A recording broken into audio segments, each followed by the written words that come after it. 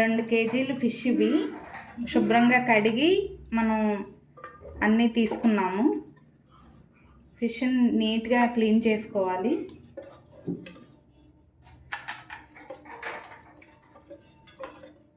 పులుసు పెట్టడానికి ఈ సైజు ముక్క కట్ చేసుకోవాలి. ఇట్లా చేసుకుంటే ముక్క చితికిపోకోకుండా చక్కగా ఉంటుంది.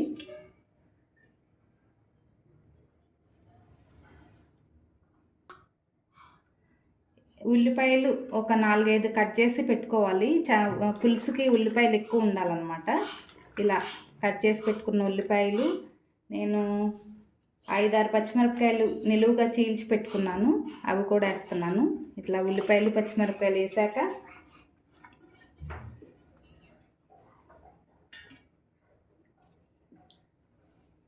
కారం, చేపల కూరలో కారం, ఉప్పు, ఆయిల్ అనేది పర్ఫెక్ట్గా ఉండాలి, లేకపోతే అసలు తినలేము.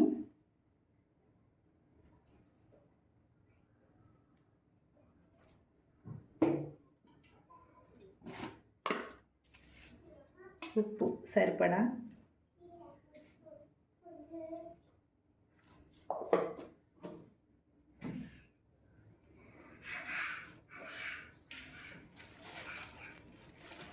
ఆయిల్ ఫిష్ కర్రీలోకి ఎక్కువ పడుతుంది, అందుకని నేను ఎక్కువ వేస్తున్నాను. దీంతో కొలతల ప్రకారం వేస్తే దీనికి సరిపోదు, అందుకని నేను ఆయిల్ కొంచెం చేత్తో ఇట్లా తీసుకొని వేస్తున్నాను అన్నమాట. ఇప్పుడు మనం ఇది బాగా కలిపేసి మిక్స్ చేసుకొని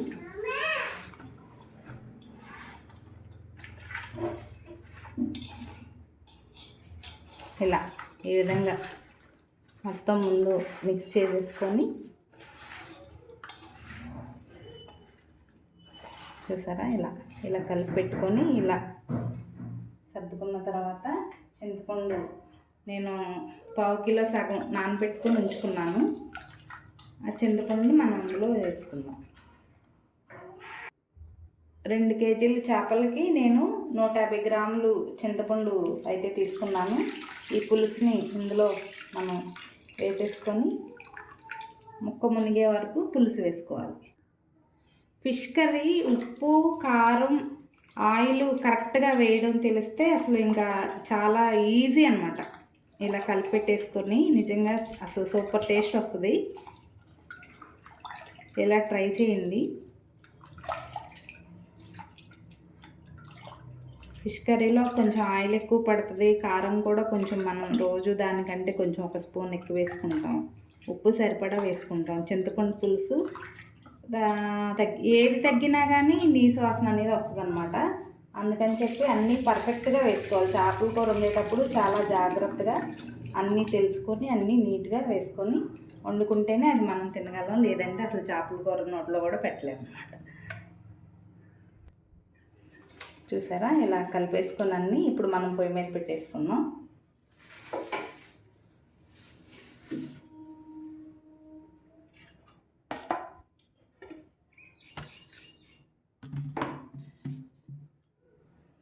స్టవ్ ఆన్ చేసేసుకొని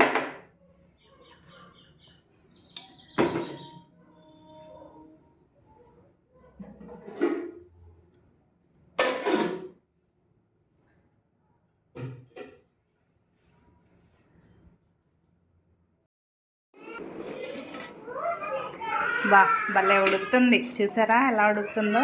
ఇలా రావాలన్నమాట. ఇలా వచ్చినప్పుడు మనం అల్లం వెల్లుల్లి పేస్ట్ వేసుకుందాం. ఇలా సగం అంటే పూర్తిగా ఉడికాక వేసుకోకూడదు, అల్లం వెల్లుల్లి పేస్టు ముందు వేసుకోకూడదు. ఇట్లా కొంచెం ఉడికింది అనుకున్నప్పుడు మనం అల్లం వెల్లుల్లి పేస్ట్ వేసుకుంటే చక్కగా ముక్కకు పడుతుంది, కూర కూడా టేస్ట్ బాగుంటుంది. ఇదిగో చూడండి, ఇప్పుడు మనం అల్లం వెల్లుల్లి పేస్ట్ వేసుకుందాం. అల్లం వెల్లుల్లి పేస్ట్ వేసుకున్నాం. ఇలా 2 టేబుల్ స్పూన్స్ వేసుకున్నాం.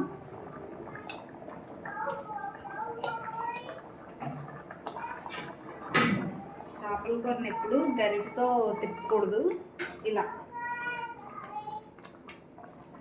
కనిపిస్తుందా? ఇలాగా తిప్పాలన్నమాట. చేపల కూరని గరిటతో తిప్పితే మొత్తం అసలు తినలేని పరిస్థితి అయిపోద్ది. ఇదిగో ఇలా కలుపుకున్న తర్వాత ఇలా పెట్టుకొని మూత పెట్టేసుకుంటాం.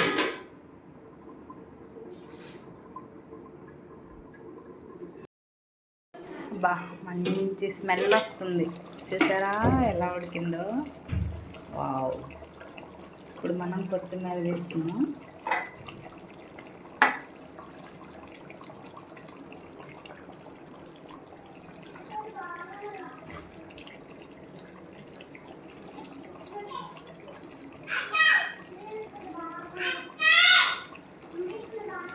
మూత పెట్టేసి సిమ్లో పెట్టేసి ఆయిల్ పైకి వచ్చే వరకు మూత తీయకుండా ఉంటే ఫిష్ కర్రీ రెడీ. వావ్, చూసారా ఆయిల్ ఎలా పైకి వచ్చిందో.